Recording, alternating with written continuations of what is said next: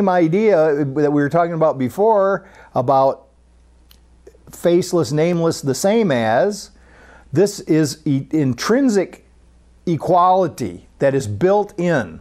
And the only thing that makes us think differently is these temporary things that we have that another may not have, our talents and abilities, or our acquired wealth, education, whatever.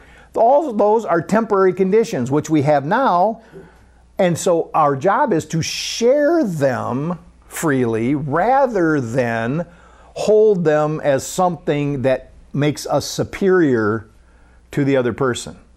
So now it works the other way too. We see other people who look more accomplished than us, who have more than us, who seem to be more talented than us, and we hold them above us. And by the way, we may not realize it at the time, but if we look closely, that's also a resentment.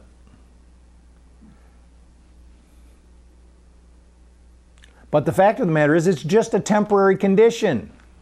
That in reality, we all remain faceless, nameless, the same as. Anonymous. Shared responsibility for life. Take shared responsibility for life.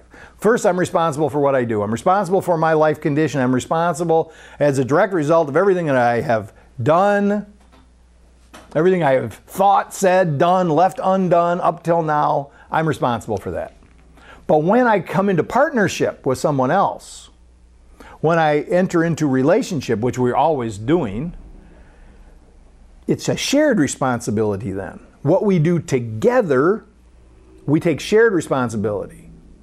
Not one person taking more than the other, shared responsibility. And also to think about how this goes with being responsible even when I have good intentions and things go wrong. I have good intentions, things go wrong. Look, it was still a mistake. Let's admit that it was a mistake and move on.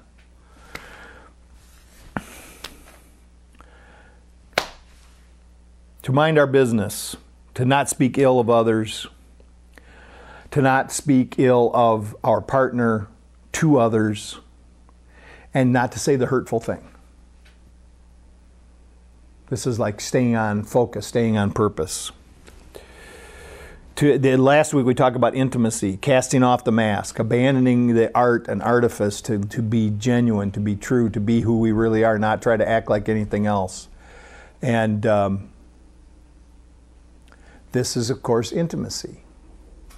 The way to be who we are. And again, here's the only reason why we don't. The only reason we're not is because we think that we're lacking. We think that the reason we act like something else is because we think who we really are, there's something wrong with that. There's something, I mean, obviously, look at me. I'm not, there's all these reasons why I need to put on airs. It's not, first of all, it's not true. Secondly, it's not helpful. We need to become comfortable with who we are. Now, on the surface, let's just say, I need to become comfortable with who I am, assets and liabilities first. Not to deny them and not to overblow them, but rather to see them for what they are and then decide what I want to keep and what I want to let go. What I want to improve and what I don't want to do anything with anymore. But we remember that this is really surface stuff, but underneath all of that, our true identity is what we do in the meditation at the end of every service, is this the light of God. This is our true identity. We are the light of God. We are the light we are the city that shines on the side of the hill. So we should be able to, so there's something to be thinking about. There's something, okay, so if what I really am is a light, if what I really am is actually the light of the world, then being genuine and true means that what I'm supposed to do is shine. And I love the visualization of it. Whenever I feel myself like pulling in, right? I'm going to consolidate. I'm going to pull in. I'm going to, I'm going to protect, is to get that visualization of shining, of actually seeing the light go forth from me to embrace whatever it is that's around me. And so then we find ourselves back at centering ourselves in the spirit of things, centering ourselves in spirit rather than in the body, to center ourselves in spirit, knowing this is what is eternal, The spirit is eternal. Center myself in the spirit of things and focus on principle and release the shortcomings of personality. Because this is the only thing that causes disunity, is when I'm focusing on my personality or the personality of another, and I'm judging them both always as lacking. I will try to do everything I can to manipulate that view, but it all comes from that point of view of its lack. Well, now, so this leads us to this definition that I want to end with, is that anonymity, it says, faceless, nameless, the same as.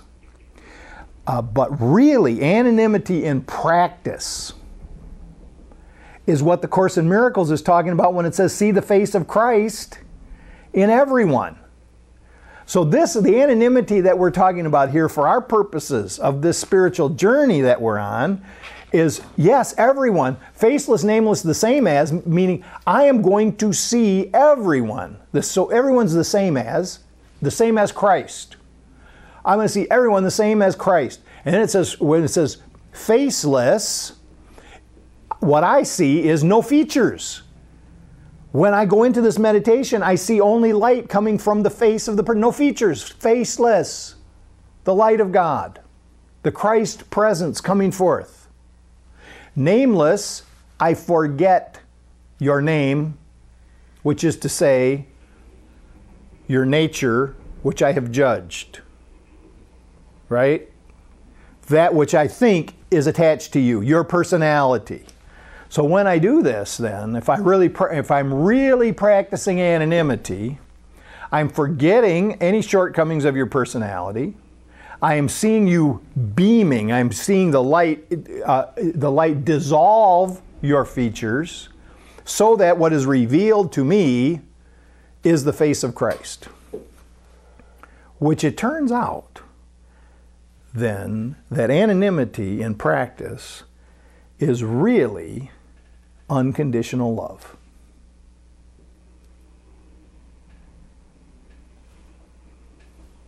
And that's enough.